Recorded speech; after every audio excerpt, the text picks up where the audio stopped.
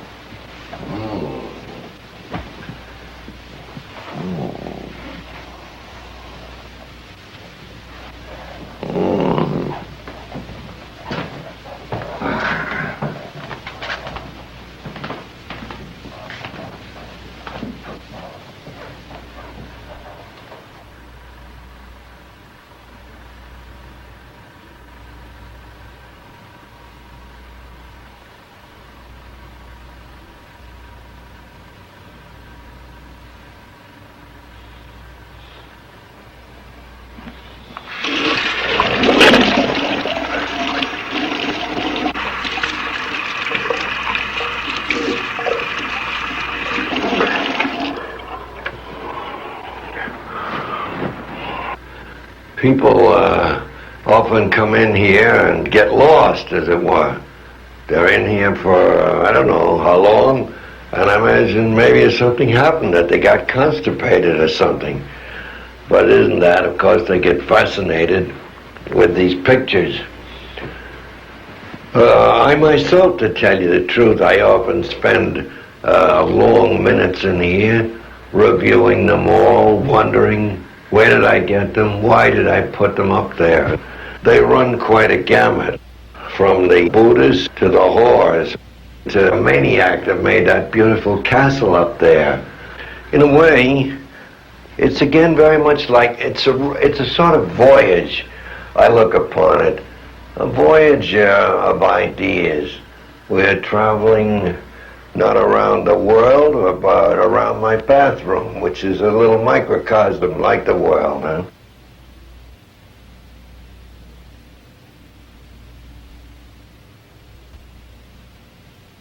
That's one of the beauties about it, that it can take you anywhere. If you let your mind roam, as we say, one thing leads to another. If you sit here and you're relaxed, why, you're free to make free associations. Now, for instance, is really, I think, one of the things that are the most magical to me in this whole room, that Neuschwanstein castle by the mad Ludwig of Bavaria. He was truly a mad architectural poet, and that is his greatest piece of work. Well, he ruined the state of Bavaria, the kingdom, by the expenditures on his castles. To me, it's a magic castle. The outside and the inside, all marvelous. Yeah. Then there, of course, is that crazy man, Tanizaki, one of my favorites. Japan's dean of literature. Delightful old man who loved life, women, song, drink and everything. And his books are about love and often very perverse aspects of love. He wrote a book, among many, by the way, which is called The Key, and they made a film of it. Very interesting story about a middle-aged couple who each keeps a diary, and each somehow wants the other to read the other's diary. They arrange so that they discreetly leave a key somewhere that the other can find and read. It begins with the fact that the man, a middle-aged man, thinks that he is becoming impotent, and his doctor recommends that he finds some young man to fall in love with his wife, which will make him jealous and therefore increase his ardor, do you see? And all this does happen. But what's interesting is that each one records the experience, you see, that they had, and especially, let's say, the experience with each other in sleeping together.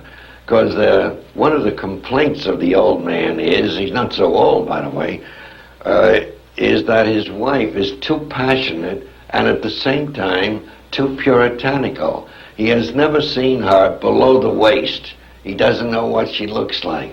And that's his supreme desire. That and say to touch her toes and kiss her toes even.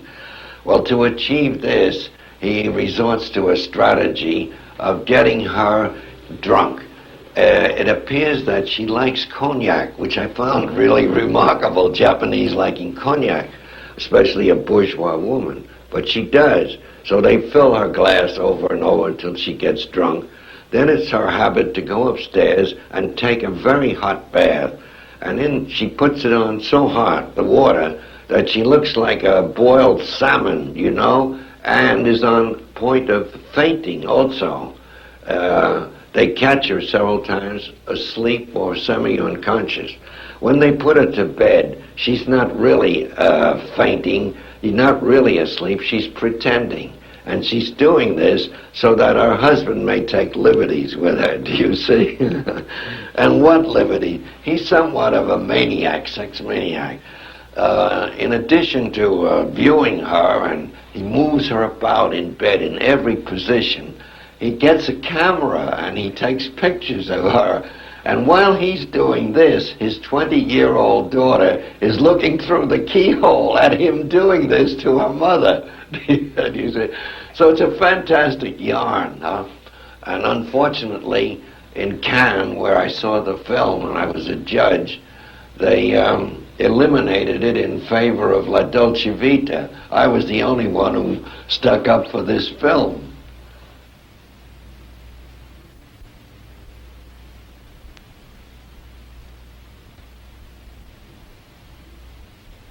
Here's another picture of Hokie, my fifth and last wife. A few years ago, she came to America, where I met her singing and playing the piano at the Imperial Gardens restaurant. I think now she's finished with her life as an entertainer.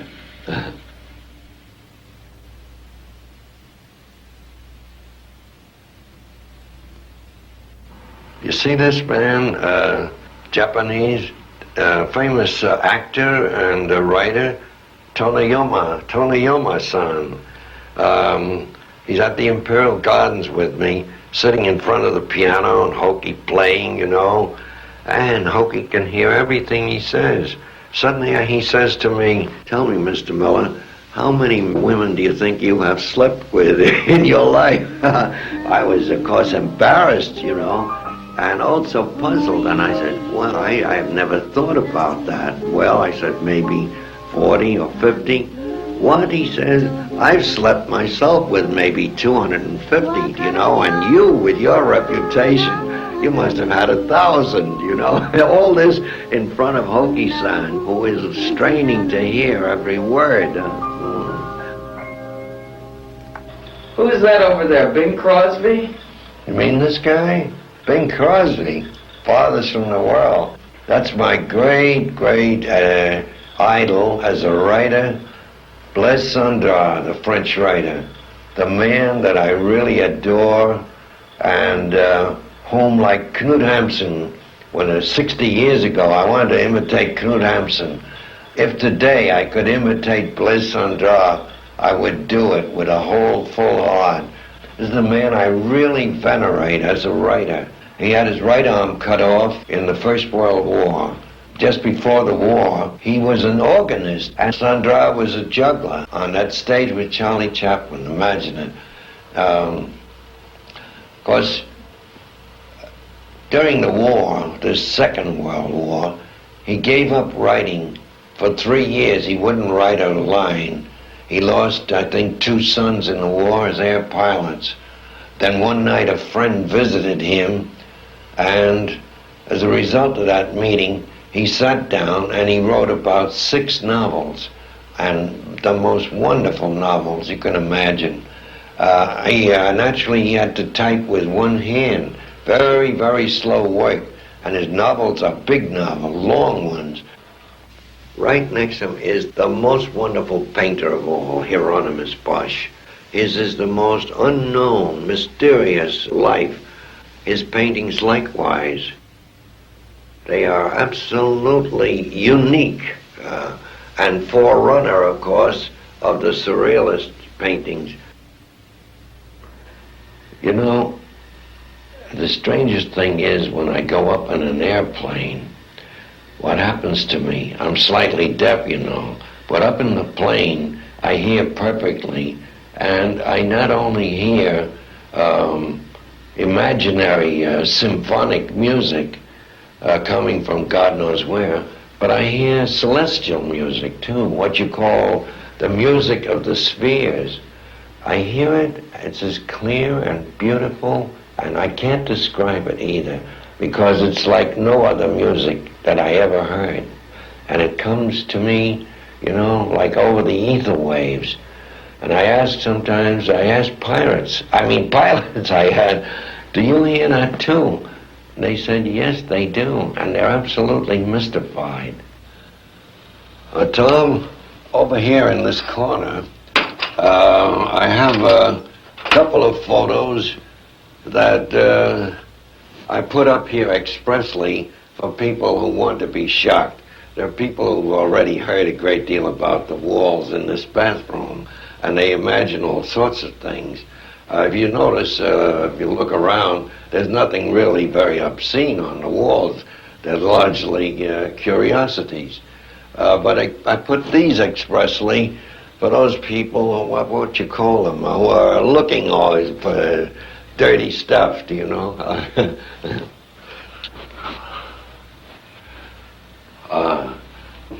Here's a wonderful Zen story.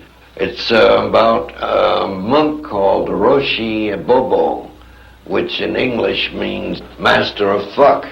Now the title shouldn't throw anyone and may not mean exactly what people think, but there's one thing you can say about the master of fuck, that this fuck is an extraordinary one like none that ever was before.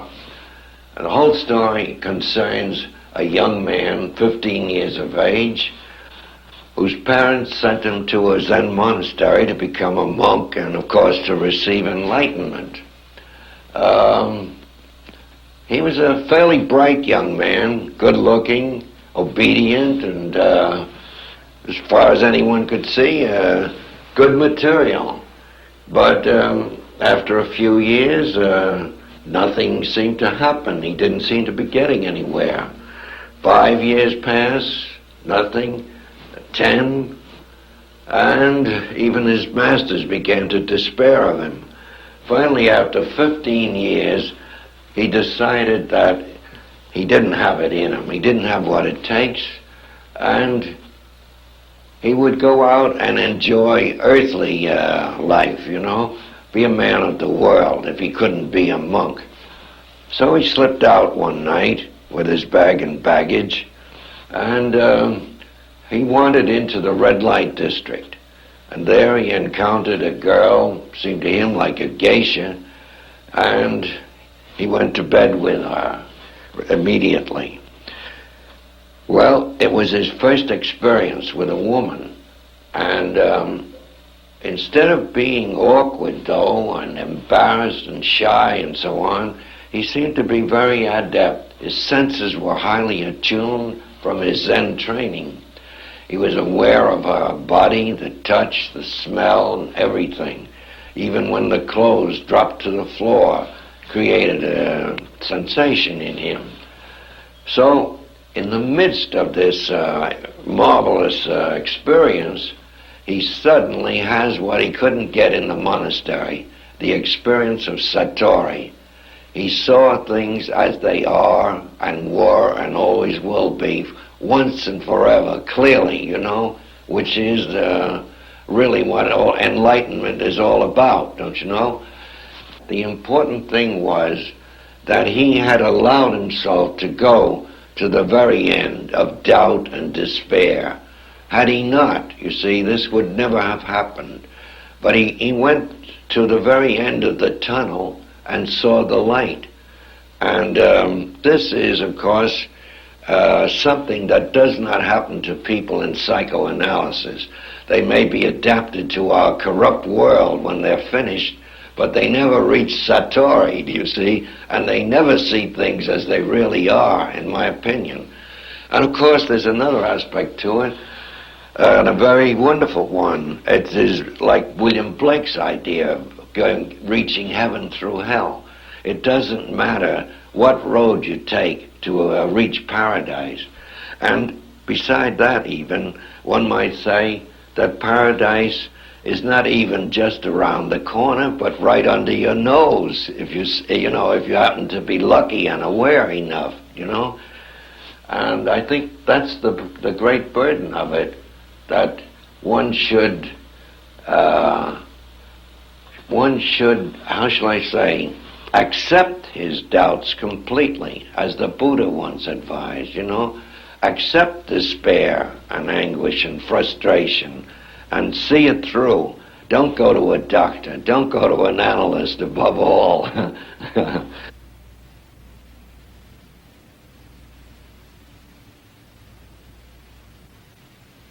By the way, up there is one of my favorite men, here, Hermann Hesse. When I look at him here, it reminds me of Goldmund or Narcissus, which is almost the two sides of himself.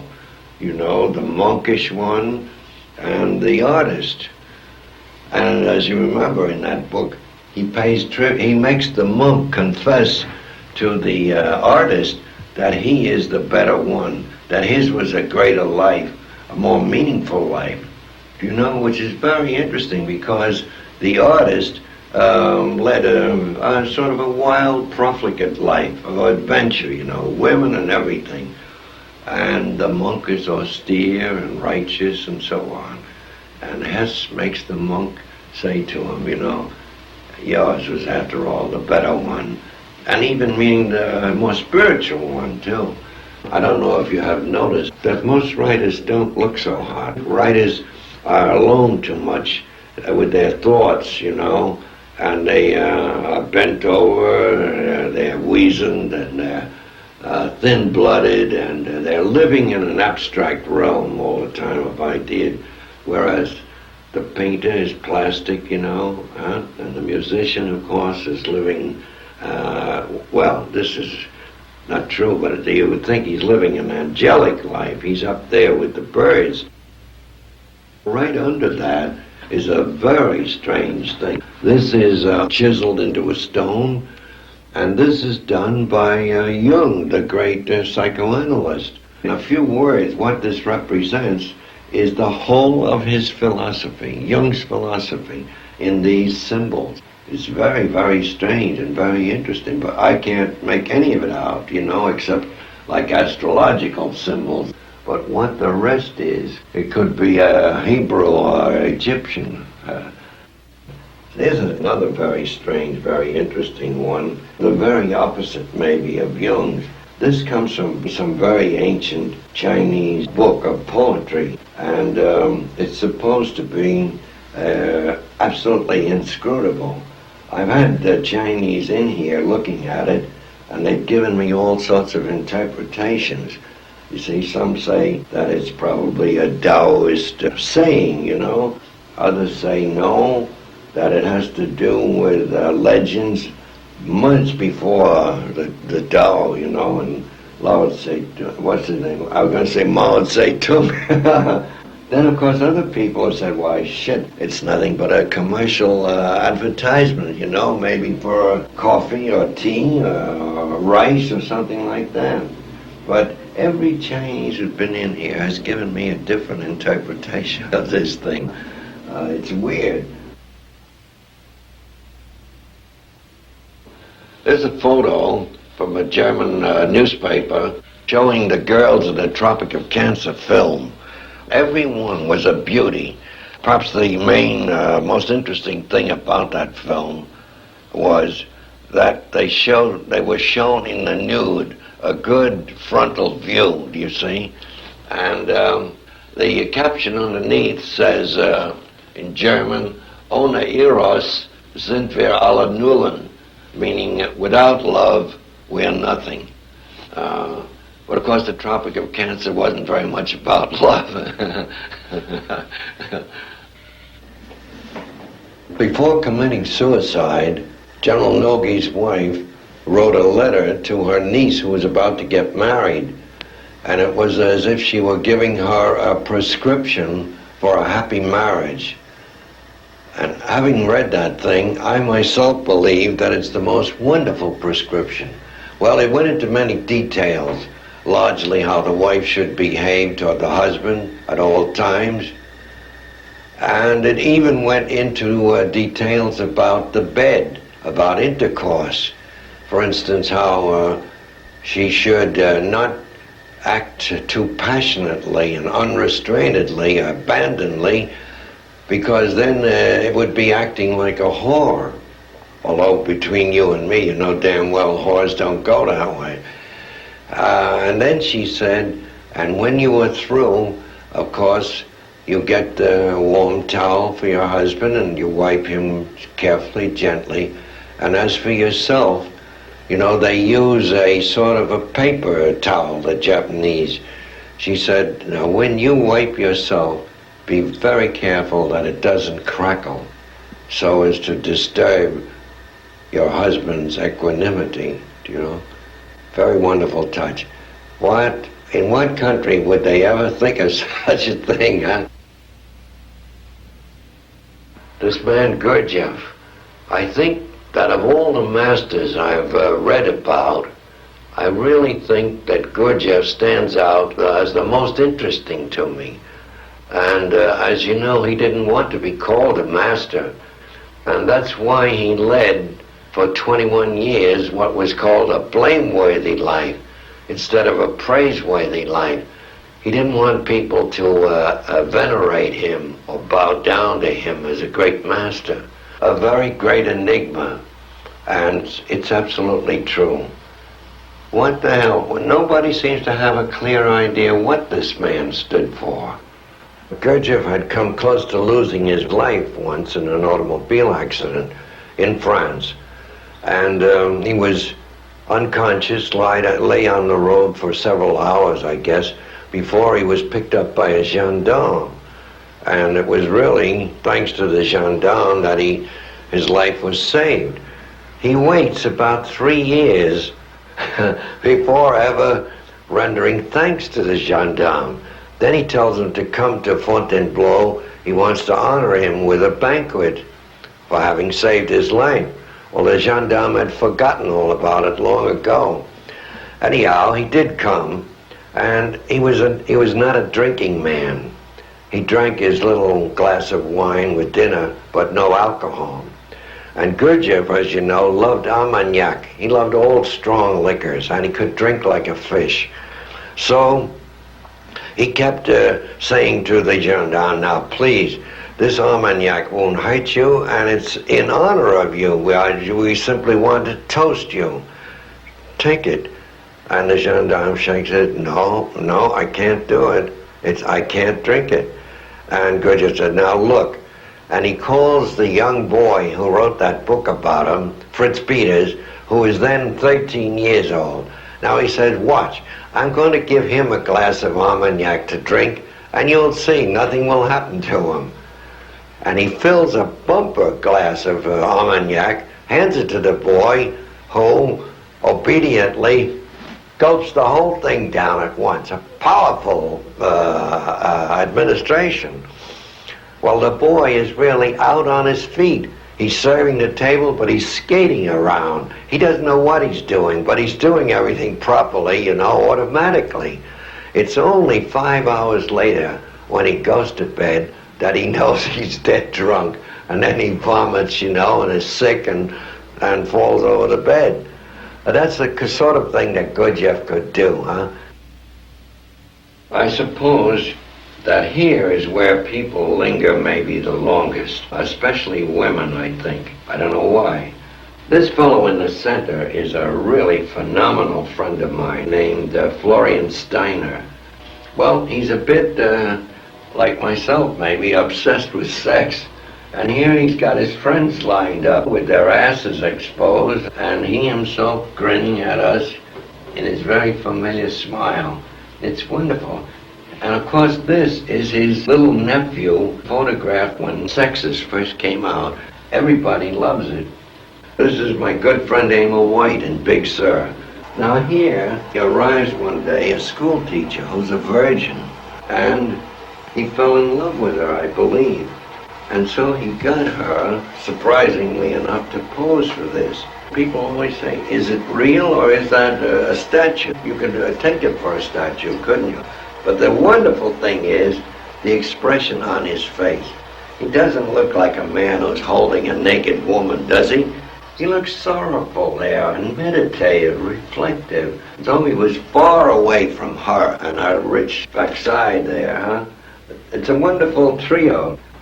But there's one here, Tom, too, that I want to tell you a little about. I am very fascinated by these two. This is a Chinese actress, I forget her name, a young woman. And that's a Japanese entertaining girls in a bar, maybe. But if you notice, both have the full face, full cheeks, and very luscious, big lips. The lips that you want to bite when you see. And I think on this girl, the expression in her eyes is beautiful. It's something melancholy there.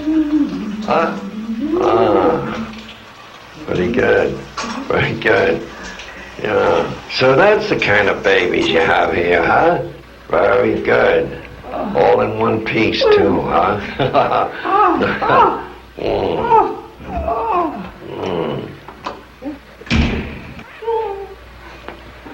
Yeah. You may have noticed that I have a number of photos of the Buddha from various countries, by the way. Cambodia, Siam, Burma, I think. I don't know where these all come from.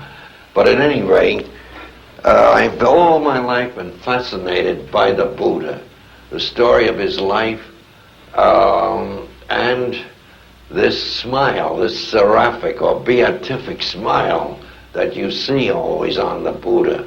It's an inscrutable smile, but it always denotes a great inner peace. You may notice the absence of something here. I have no religious iconography, as it were, from the Christian world. Though they talk about peace a great deal, the Christians, you see, to me they don't exemplify it. And even Jesus, I mean, the representations we have of Jesus don't inspire me with this same feeling of fulfillment, inner security and inner peace and radiance that the Buddhas always emanate.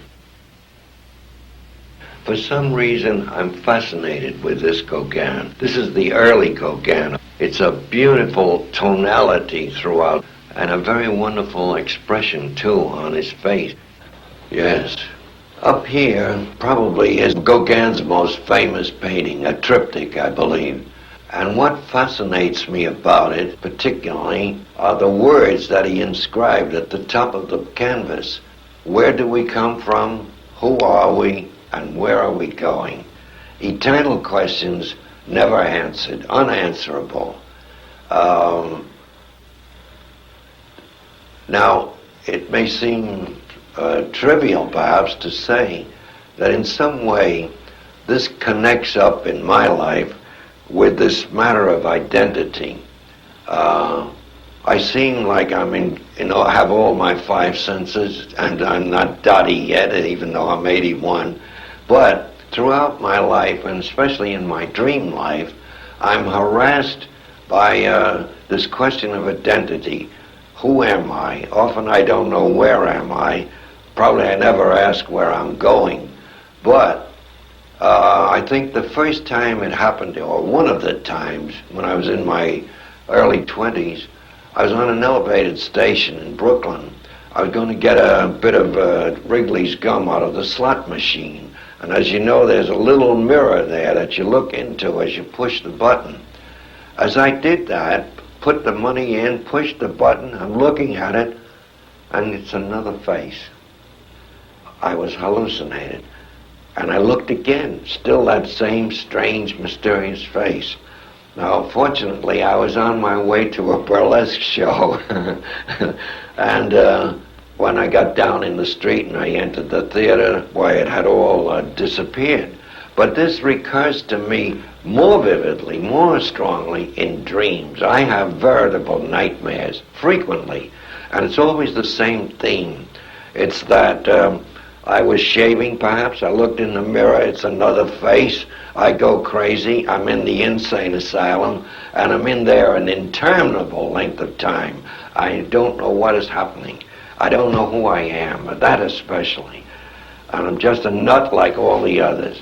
Finally, I escape. It's a heroic job to escape, to get over the walls. And then when I get over, I breathe a sigh of relief. I think everything's fine. I see a couple coming down the street, and I wave, and I begin to talk to them, and they look at me, and it's obvious they don't know what language I'm speaking. So I'm still mad. Then I wake up, usually.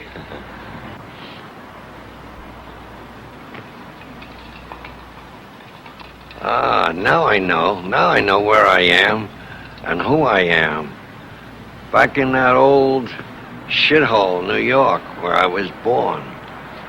A place where I knew nothing but starvation, humiliation, despair, frustration, every goddamn thing.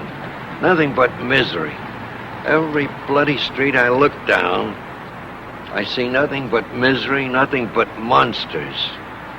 Of course, this was the New York that I knew when I was being born, or rather, I didn't know it yet.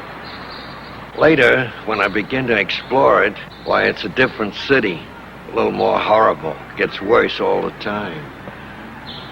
Today, I think it's the ugliest, filthiest, shittiest city in the world.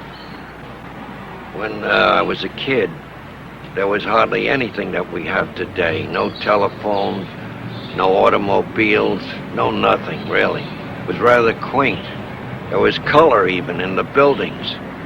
But as time went on, why, it got more horrible to me. When I think of the Brooklyn Bridge, which was the only bridge then in existence, how many times I walked over that bridge on an empty stomach, back and forth, looking for a handout, never getting anything, selling newspapers at Times Square, begging on Broadway, coming home with a dime, maybe. It's no wonder that I had these goddamn recurrent nightmares all my life. I don't know how I ever survived, why I'm still sane.